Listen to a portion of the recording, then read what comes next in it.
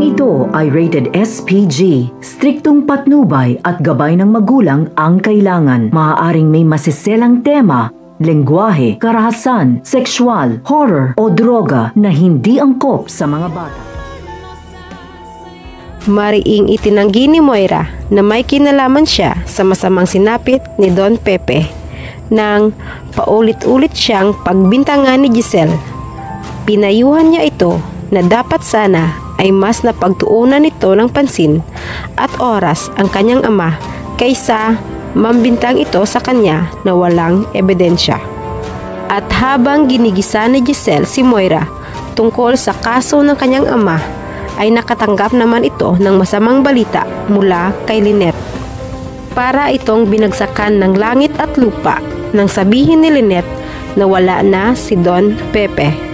Hindi napansin ni Giselle ang lihim na pagngiti ni Moira at sa wakas ay tinupad ni Carlos ang pangako nito sa kanila na poprotektahan nito si Zoe. Hindi binigo ni Carlos sina Moira at Zoe na hindi nito pababayaan na makulong ang anak. Nabawasan na rin sa wakas ang mga alalahanin ni Moira dahil tinulungan siya ni Carlos na patahimikin si Don Pepe. Sinamantala ni Carlos ang pagkakataon na siya lamang mag-isa sa kwarto ng matanda. Kaya naisagawa nito ang nais na tuluyan nang patutulugin at huwag nang magigising ang matanda. At pinalabas na lamang niya na inatake ito.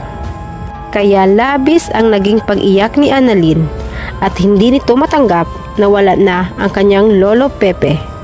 Hindi makapaniwala ang batang doktor na mawawala ito dahil nagpakita ito ng magandang senyales at nagparamdam na sa kanya ang matanda. Samantala, nagkatotoo ang sinabi ng tendera kay Robert tungkol sa paru-paro na dumapo sa kanyang balikat, na ang kanilang mga mahal sa buhay ang nagpaparamdam sa kanila dahil tuluyan na siyang iniwan ng ama. At huli na ang kanyang pagsisisi na hindi na sila mag-aaway nito. Hindi niya rin natupad ang pangako na susulitin pa nila ang oras na magkakasama sila, kaya napaluha na lamang si Robert habang nakayakap kay Annalyn. Habang si Lynette naman ay labis na awa ang naramdaman para sa kanyang anak at para kay Giselle na itinuring niyang kaibigan, at napaiyak na rin ito.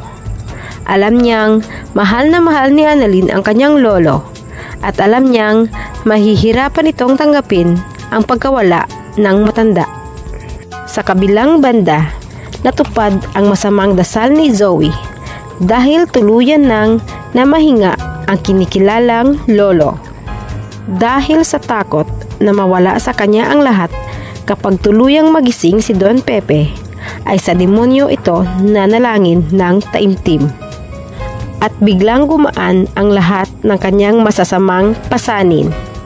Ngunit kahit mawala man si Don Pepe sa kanilang landas, ay habang buhay naman niyang dadalhin sa kanyang konsensya ang masamang ginawa sa matanda, kahit sabihin pang hindi niya sinasadya ang pagkakatulak dito. Tuluyan na kayang mawala kina Giselle at Robert si Don Pepe, o magkakaroon pa ito ng himala sa pamamagitan ni Annalyn? Sabay-sabay lamang nating aabangan dito lamang sa Abot Kamay na Pangarap.